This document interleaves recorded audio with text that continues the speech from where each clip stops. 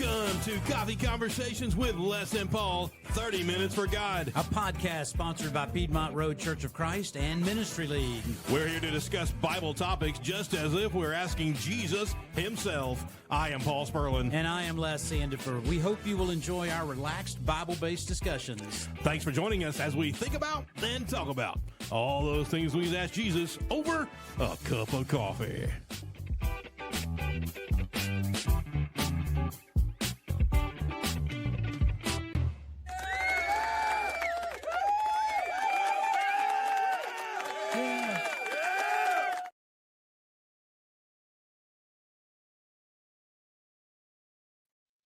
There Welcome.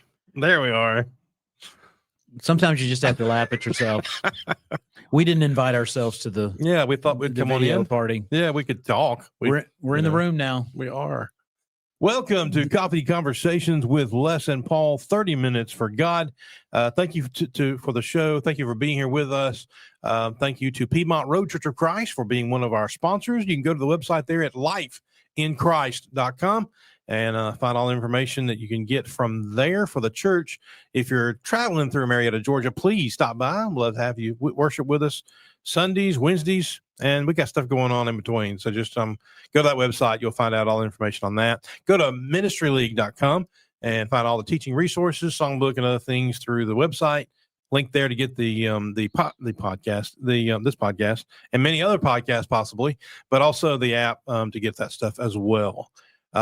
We hope that you have your Bible with you so you can bring in Jesus to the conversation. We hope that you have your coffee with you because this is Coffee Conversations with Les and Paul. Coffee, Les, Paul, Jesus first. Let's go. And Paul actually has coffee today. I do. Some days it's just a Mountain Dew, but Well, it's a cold day. it is a cold day. Oh yeah. As we record this, it's 20 degrees, feels like 9. Yes. Feels like 9. I mean, That's what AccuWeather says anyway. and they say we didn't break the record, but I bet we're close. Really? I bet we're close. Cold. Had 4 freezing days.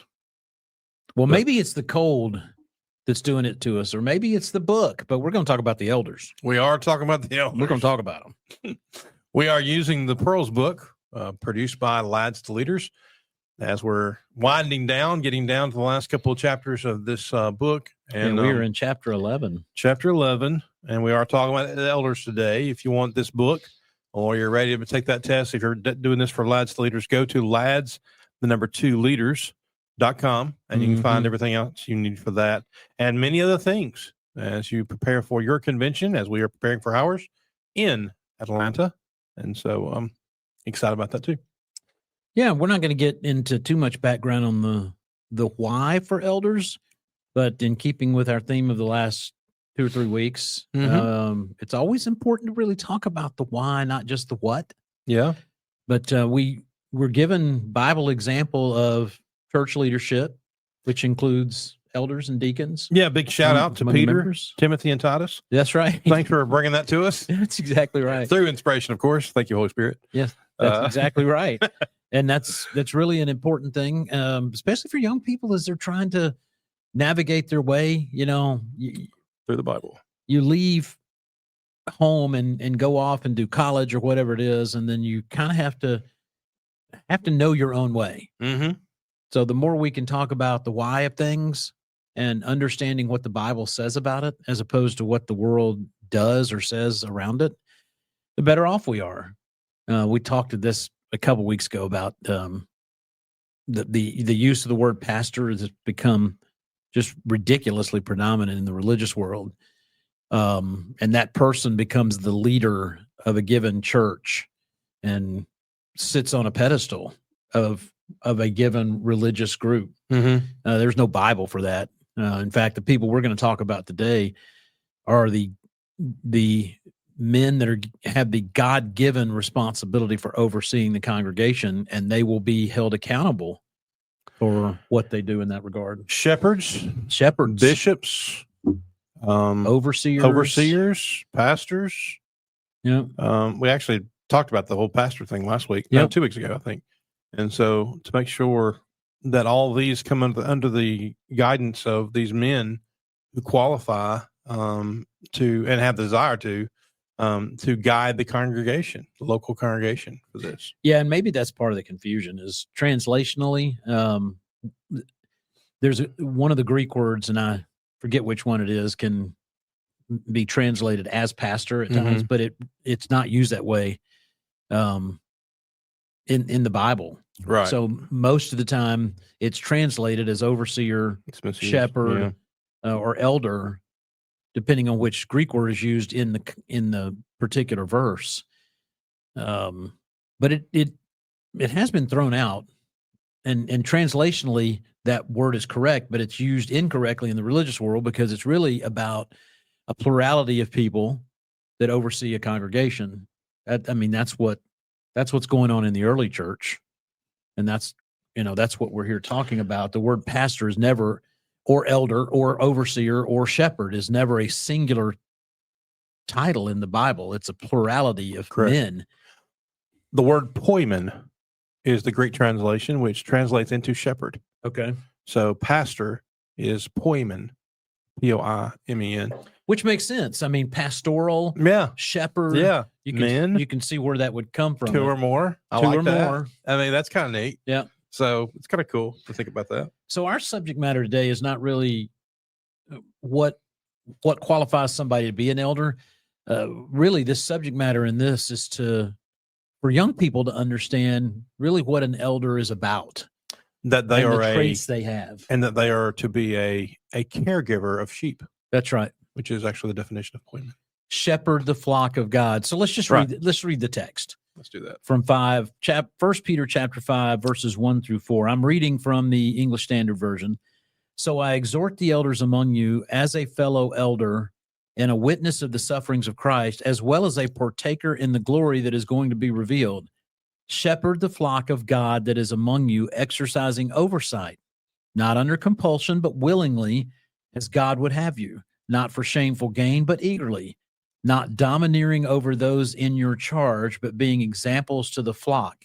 And when the chief shepherd appears, you will receive the unfading crown of glory. I love that reference to the crown of glory. Mm-hmm. We could segue over to the picture in Revelation chapter 4, where they're throwing their crowns before the throne. Different translation, the elders among you, I exhort. I believe he's using the New King James. I think here. so, yeah. I am a fellow elder and a witness of the sufferings of Christ and also a partaker of the glory that will be revealed. Shepherd the flock of God, which is among you, serving as overseers, not by compulsion, but willingly, not for dishonest gain, but eagerly, nor as being lords over those entrusted to you, but being examples to the flock.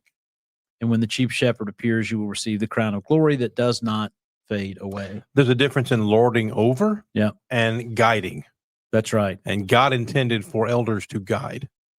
And I wanted us to pick up both those words because the ESV uses domineering. The New King James uses lording over. Same concept, but it can give you a little bit different One feel. seems so much more harsh than the other.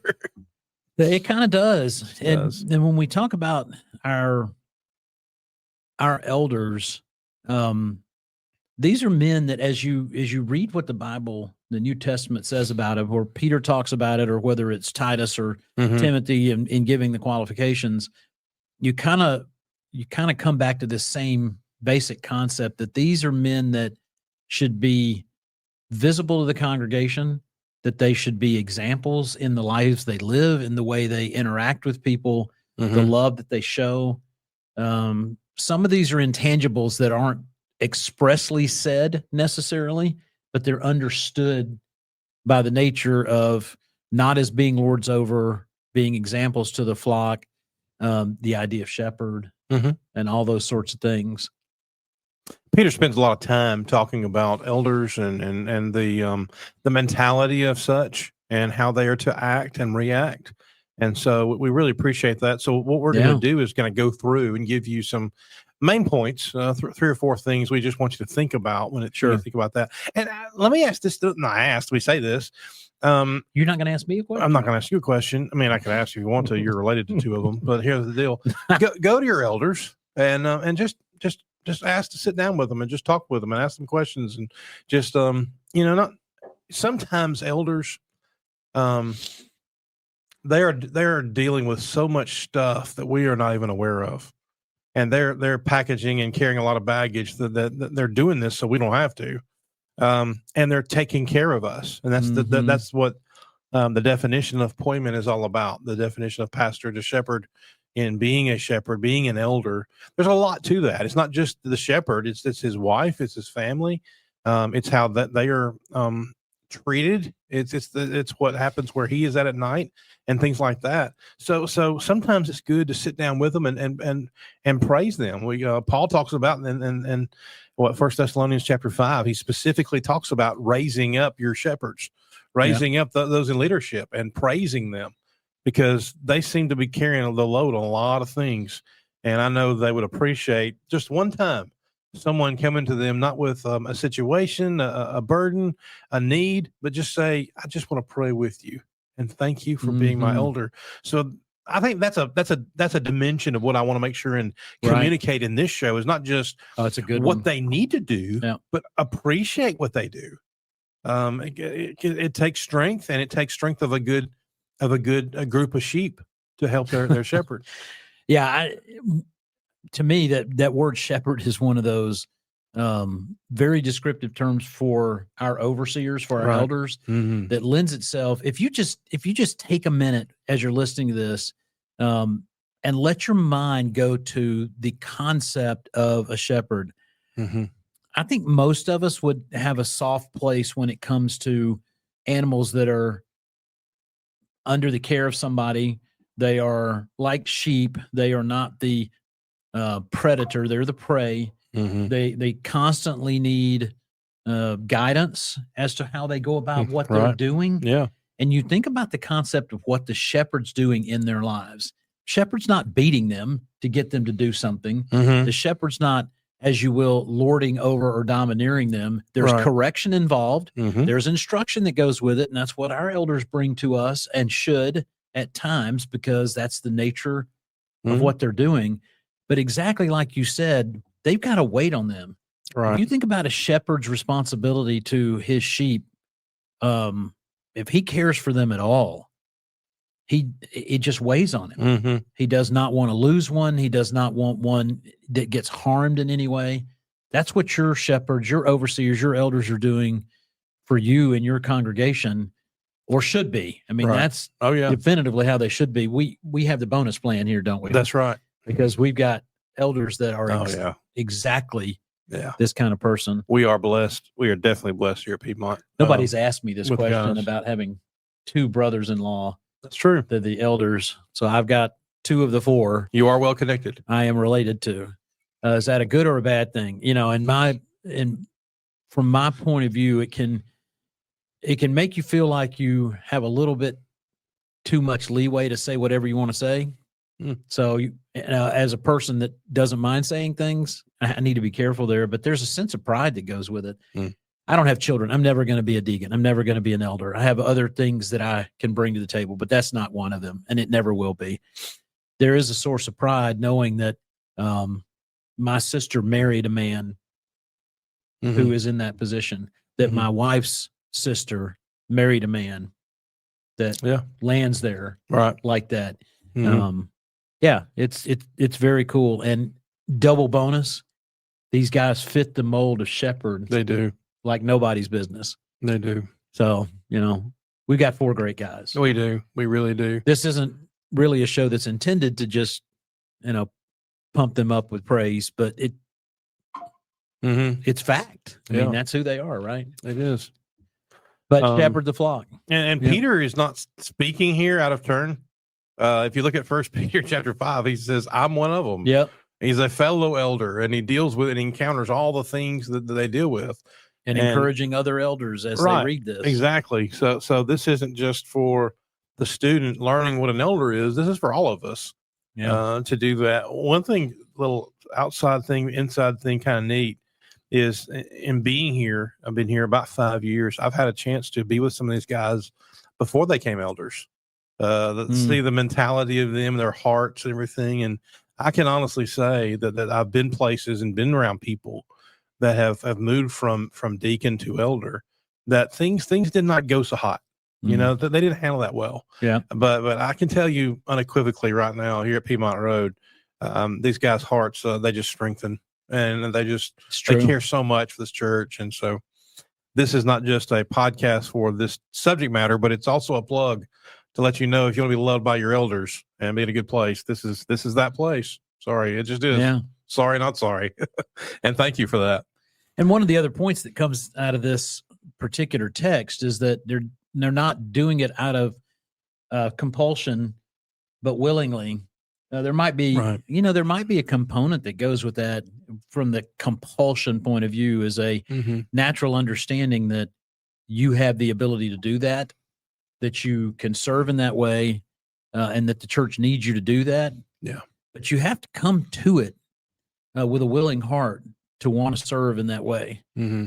And I can remember a conversation with one of my brothers-in-law before he took on that role.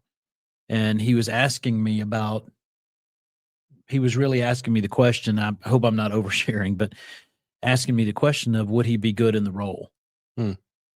That's the heart you want from an individual that's going to serve. Can I do this and be, good in the role for the church? And of course, my answer to him was without question. Yeah. You can be. Yeah. I don't know how much that played into his decision, but, I'm glad we had the chance to talk about it ahead of time so that he could evaluate self, which is an important part of the process. So they have to come to it willingly, and just going through some of these points that we have in this lesson, they have to not only come to it willingly, but for the right reason. Oh yeah. Right. They can't be looking for some other platform. Not an alternative. Right. Yeah. It's not a platform thing. That's a great word. Yeah. But at the same time, you also have to have a desire. Yeah. If you don't have a desire to be that person, then don't do it. Don't do it. Don't put yourself in a position where you're miserable. And if you're serving as an elder and you're miserable, pray with your fellow elders, and let's figure this thing out, Yeah. But that's definitely part of it. A big responsibility too, being a shepherd of the flock of God. It's the last word of that statement is you're shepherding God's children. And so it's a big responsibility, and so much respect for those that do that and take that on. And I've never served as an elder. I don't know if I ever will, but I will tell you this, that I know that these guys, that they're thinking about the souls of this flock. That's right. Every day of their life. Yeah. I mean, it is always in the conversation with them, with us as a staff and things like that. It's really neat. But like Les mentioned before, don't go in there if you have alternative motives. Go in there because you love God, you love His people. And you made the point about desiring the work.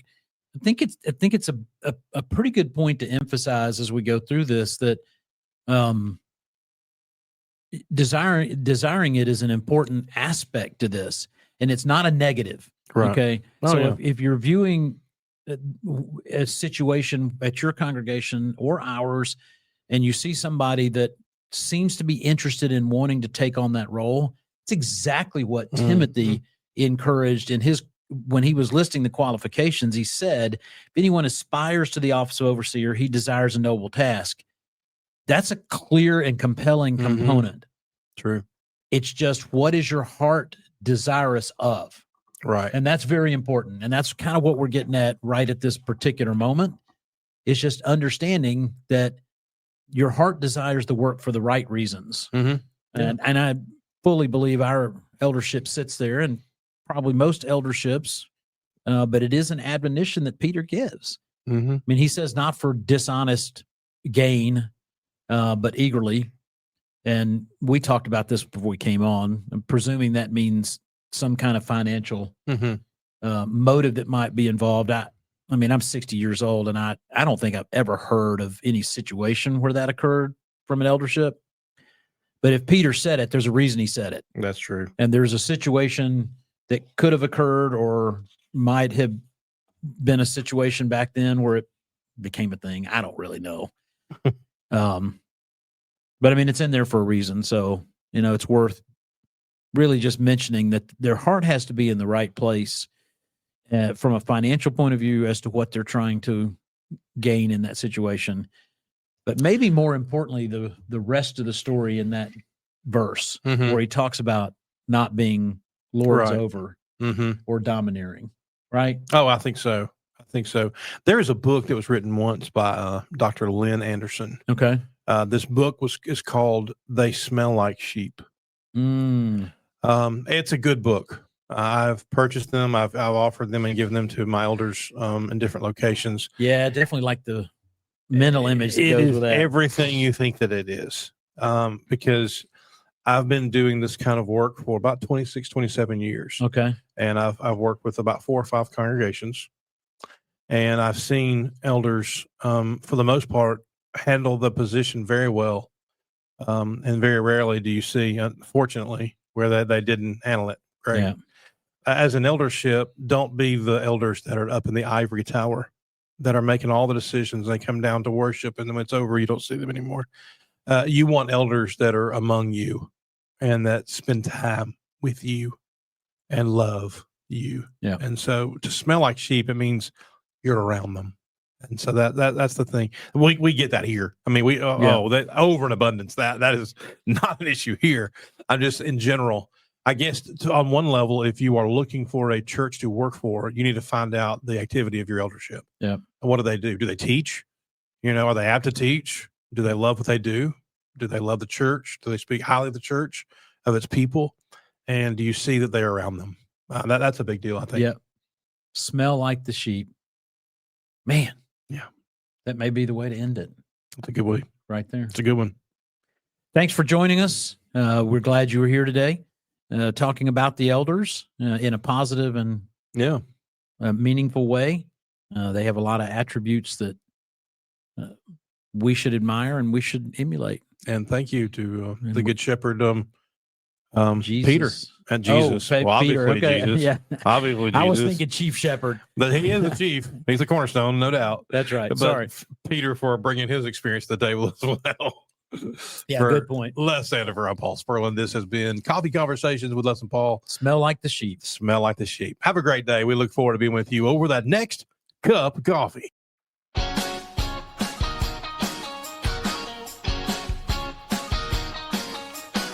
Thank you for watching Coffee Conversations with Les and Paul, 30 Minutes for God. For Les Sandifer, I'm Paul Spurlin. This has been the show. A big thank you to our sponsors, Piedmont Road Church of Christ. Find them at lifeinchrist.com. Also, ministryleague.com. Find all the resources, the psalm book, and everything you need there, and all the podcasts right there at ministryleague.com. And also Citadel Bible Institute at citadelbible.net. Cast your nets to learn how to preach, teach, connect, and do ministry. We hope that you will tune in next week for another installment of Coffee Conversations with Les and Paul. Thank you for being with us, and we look forward to being with you over that next cup of coffee.